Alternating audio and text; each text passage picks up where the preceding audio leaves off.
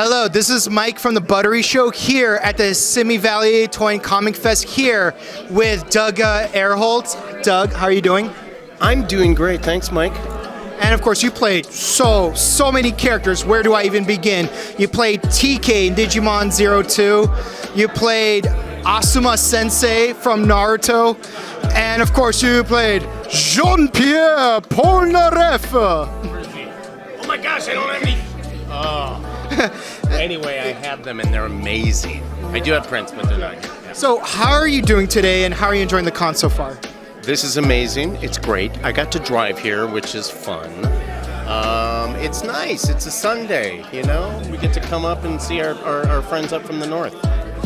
Yeah, it's like a monkey song, Pleasant Valley Sunday.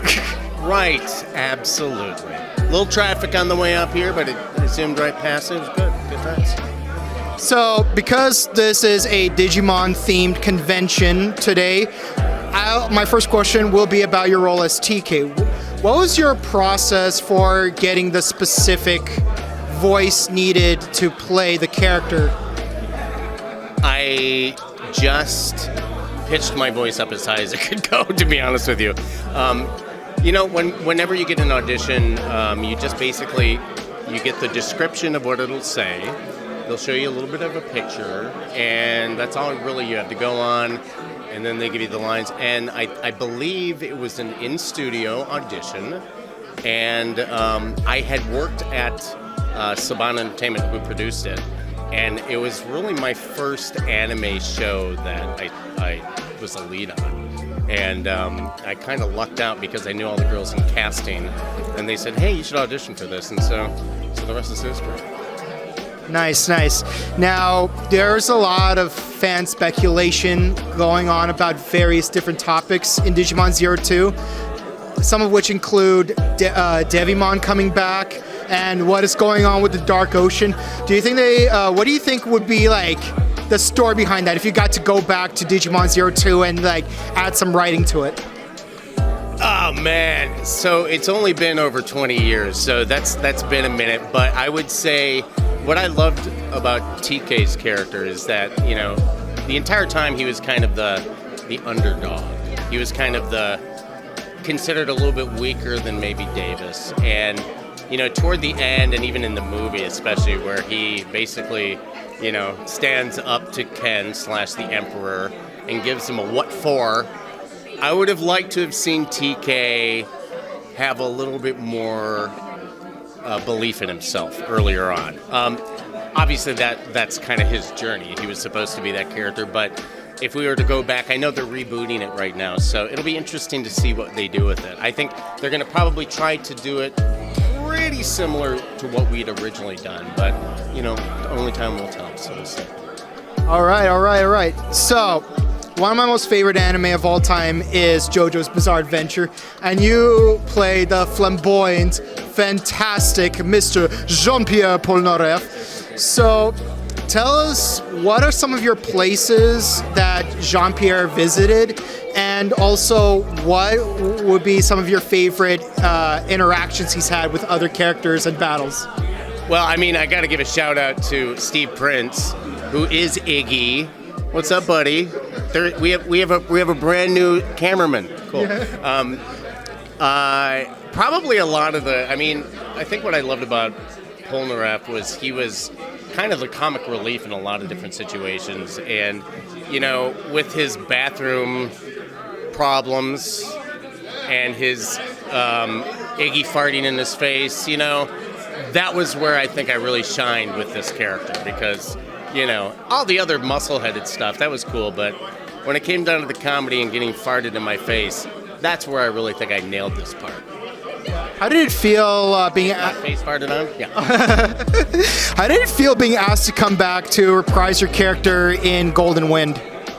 It was great. It was funny because years ago, when we were recording Stardust, I wasn't much into reading the manga at all. And a fellow actress said, hey, you're going to turn into a turtle. I said, I had no idea what she was talking about. Her name is Kira Buckland. She is now the current Jolene. And sure enough, several years later, I get the call from Bang Zoom again. They said, hey, would you like to reprise your role? And I'm like, wait, does Polnareff turn into a turtle? And they said yes. And I said, I'm in. Give me that guy. And then yeah, it was a pleasant surprise to be back in that series. And it was really cool to see just the level of, how much the animation has changed since Stardust Crusaders. So it was really, really kind of a wild trip to reprise that character in kind of a different guise. I love how there's always these memes where when Stardust Crusaders first meet Jean-Pierre Polnareff, he says, "My name is Jean-Pierre Polnareff, and it is my dream to be a turtle." Yes, I am a turtle. And I'm curious, what's the rest of his life gonna be? That's it. He's a turtle. I mean, I know they live forever and everything, but I mean, Oh yeah, you're right. He's gonna spend another 100 years. Yeah, he's probably still around. I want him to come back as the turtle, and that just be the character. And he's a stand user. Wouldn't that be great?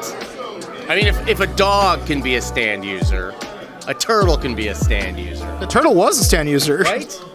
So, give me some love, guys. Come on. Yeah, given the fact that they referenced Rohan Kishibe in the final part of Jolene's story where Made in Heaven was, spoiler alert, blah, blah, blah, blah, blah, blah, blah. But I was hoping that there would at least be a shot of Polnareff in his turtle body being like, I'm not fazed by this. Maybe after the fact, but God, that would have been great. That would have been great. Yeah. Okay. So, obviously, Bleach is back in session. I'm not going to ask you any questions about the new season because, NDAs. I don't know anything. If you've read the manga, you know more than I do. All I know is that Keisuke is going to go through some things. Let's just say. But going back to the first 15 seasons of the show, what were some of your favorite Keisuke moments to voice act? Well, so I originated. I didn't originate Keisuke. There was another voice actor, Michael Lindsay, that did. I started with the character Gin Ichimaru. Obviously, he was through the first kind of. Keisuke was such a fun character. My thing was, we had a voice actor that left town, and the producers had asked me to take over the role. They thought that I could sound something like him, so it's always hard taking over a voice role from somebody because the fans are usually a little upset about it. And by usually, they're always upset about it. And so, I caught a lot of flack for it, and I remember finding some videos online on YouTube that were very disparaging. So, I'm so sorry. Yeah, I mean, but nobody really knew the fact of the matter, and so this voice actor, he never came back to LA. So I picked up a couple of picked up Kankuro from Naruto and Keisuke from Bleach. So and now because it's been at least 10 years since I've started doing these roles.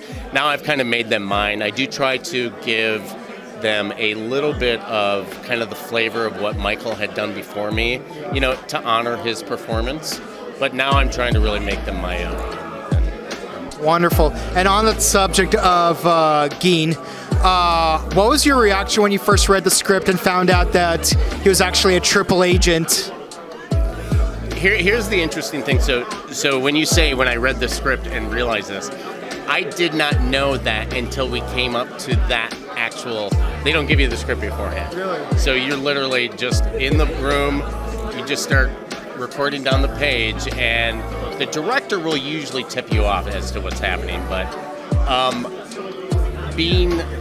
having so many different facets to him, it made sense to me because I was always curious what was going on with this character because he was so poker faced the entire time, and it's easy to read into that there's he's not being up and up about something, and I knew that there was a secret that he had, and I didn't realize it until the day we recorded it, and I was like going, this is it. This is why he's such a poker face, always has that smile in his face. never sees eyes. You know, so it was really cool to actually have that fulfilled because I was like, there has to be something else going on with him, and there was.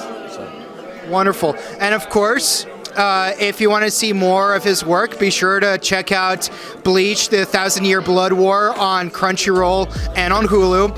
And of course, if you have any social medias, would you care to plug the fans? I am on Twitter as Doug Erholtz. I do have a new show right now. It's on Netflix. It's called Brown and Friends. I play Brown. It's from Line Friends out of Korea. It's really super cute. May not be everybody's cup of tea. It's a little bit probably more for the younger kids, but it is such a cute show. Please check it out. And we got a lot more anime coming up too. So. Wonderful, wonderful. And of course, this is Mike from the Buttery Show and Doug Erholtz from Bleach. And this has been the Buttery Show and signing out. Bye.